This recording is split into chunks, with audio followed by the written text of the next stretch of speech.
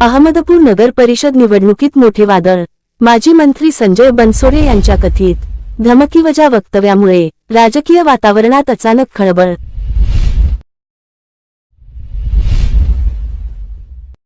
विरोधक जिंकले तर विकास नाही, प्रचारसभेत बोलताना माजी मंत्री संजय बनसोडे यांनी विरोधकांचा एकही उमेदवार निवडून आला तर त्या प्रभागात विकास होणार नाही, फंड मिळणार नाही, नागरी सुविधा दिल्या जाणार नाहीत, असा कथित इशारा दिल्याचा आरोप आहे।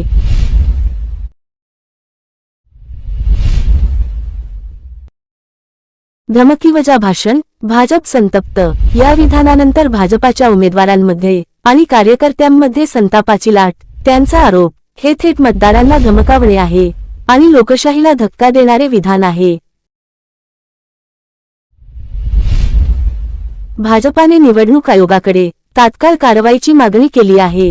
विकास हा जनतेचा अधिकार आहे, सत्तेचा दंडुका नाही, असा सूर कार्यकर्त्यांचा। मतदारांचा सवाल, हा कोणता लोकशाही नियम? नागरिकांनीही कठोर प्रतिक्रिया दिल्यात। मतं दिली नाहीत तर विकास थांबवण्याची भाषा कोठे योग्य आहे, असा प्रश्न मतदारांतून विचारला जातोय। आचारसंहिता, मतदारांना धमकावणे गंभीर गुन्हा।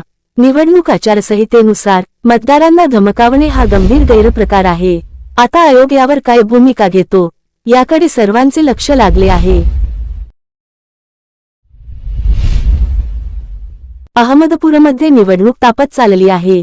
वक्तव्याआधीच तणाव, आता या प्रकरणाने राजकीय पारा आणखी चढवला आहे। आणि म्हणून तुम्ही जे विरोधी पक्षाचे उमेदवार उभा राहिले, चुकून म्हणतो मी, चुकून तर आपले जे सगळेच आहेत, पण चुकून एखादा जर उमेदवार निवडून आला तर त्याच्या प्रवाहामध्ये कसल्याही नागरी सुविधा त्या ठिकाणी मिळणार नाही। म्हणून मला सर्व नागरिकांना हात जोडून विनंती करायची आहे, जे विकासाचे महामेरू आहेत, जे विकासाचे शिल्पकार आहेत, त्यांच्या पाठीमागच आपण त्या ठिकाणी उभारलं पाहिजे। आणि बाबासाहेब पाटील साहेबांना खात्रीने सांगतो मी, केंद्रातून आणि राज्यातून प्रचंड मोठा निधी आपल्या मतदारसंघामध्ये त्या ठिकाणी आणतील आणि या मतदारसंघाचा चेहरा मोहरा ते बदलण्याचं काम त्यांच्या माध्यमातून त्या ठिकाणी होतील।